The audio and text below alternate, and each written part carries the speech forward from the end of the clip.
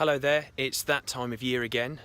It's winterization time, so the sailing season's over for us, but as you can see behind me we have Shanti out of the water, and we are currently, we've already polished her up, and we've actually put the first coat of anti-foul on. Over this time I've just been accumulating, along with Dad, a few really good tips which might help you in your winterization. So let's go and have a look.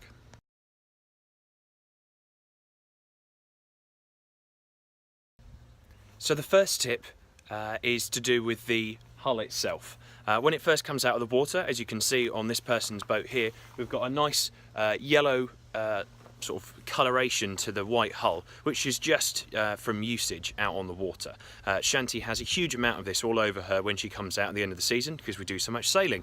So what we do when she first comes out of the water is actually use this stuff here, which is Y10, and it's quite, as you can see from the label on the side there, you don't want to get it on any of your skin.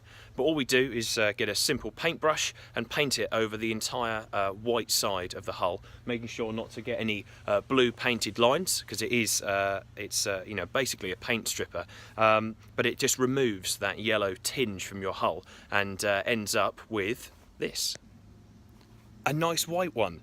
As you can see, we've put Y10 on this, and we have actually polished her up as well, but on a day where it's not particularly sunny, she's looking pretty white. So all in all, Y10, good stuff.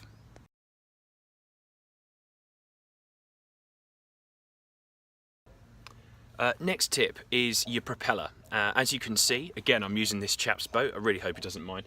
As you can see, this propeller here is completely covered in the barnacles, and just sea life that's just moved on. It's trying to reclaim that metal back to the sea.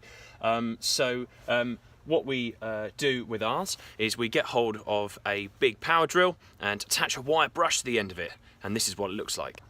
So this is ours after we've actually got the old wire brush, attach it to a nice power drill, and we get it working pretty hard on the metal, and as you can see from looking at this propeller here, it brings it up with a real nice shine, gets rid of any of those barnacles. We have scraped her first to make sure that it's all off, but this does a really good job. To finish this off now, what we'll do is put a new anode on the end of the propeller, which, as you can see at the moment, it's currently missing one, and we'll also then, for the winter, just put some marine grease on the prop just to protect it. Once it actually goes back in the water, that actually comes off fairly quick, but it's more once it's actually out of the water. So there you go. Tip number 2, propellers.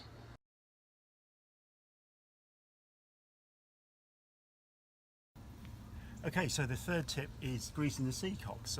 Why this is important is if you don't grease them, then they can seize, and then you can't open them or shut them. If, for example, a pipe work came off or failed, then you couldn't shut off the sea cock, and your boat may actually be a total loss. So what we do, here's the hull. We've cleaned it out of barnacles. We've got a nice thin brush like this, and a good quality Blake's sea cock grease, and we just dip that in there into the grease. We want quite a bit of grease on there.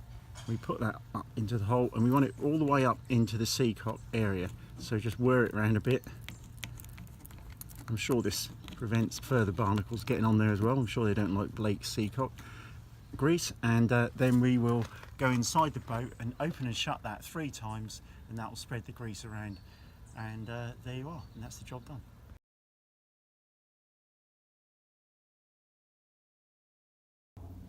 Okay, tip 4 then is anodes.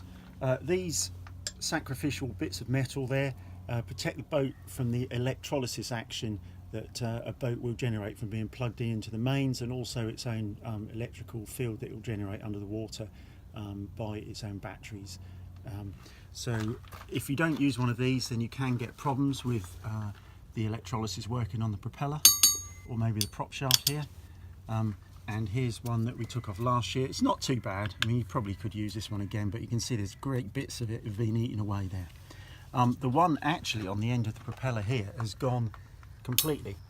So that's done its job for the season. So here's the new one here. This one's just been bolted on. Be careful when you take these bolts out. You don't want to sort of ram them out, because you'll disturb the bolt inside, so just take them out gently, and then just put the nuts on little bit of grease on there, just protects the threads. And we'll just move back over to the propeller here. And here we have the anode that's going to go onto the prop here. That just screws on.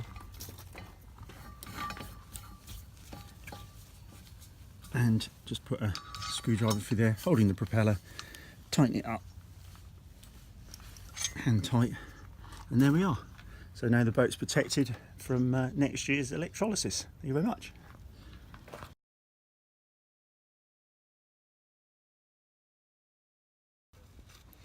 So tip 5 then, we're on the deck now, and what we're doing is we're servicing the winches that we've got up on the side of the boat. This part of the mast, we've actually got two sort of self-tailing ones here, and then we're actually currently taking apart this one down at the bottom here.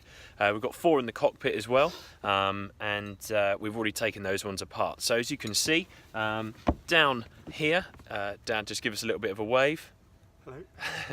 So what we've got just down here is all the parts of the winch which have been taken apart, and what we're doing is just basically pulling them all apart. We've got some just some hand wipes here, and we're just cleaning all the old grease out from inside, grease and seawater and dirt and things like that that builds up.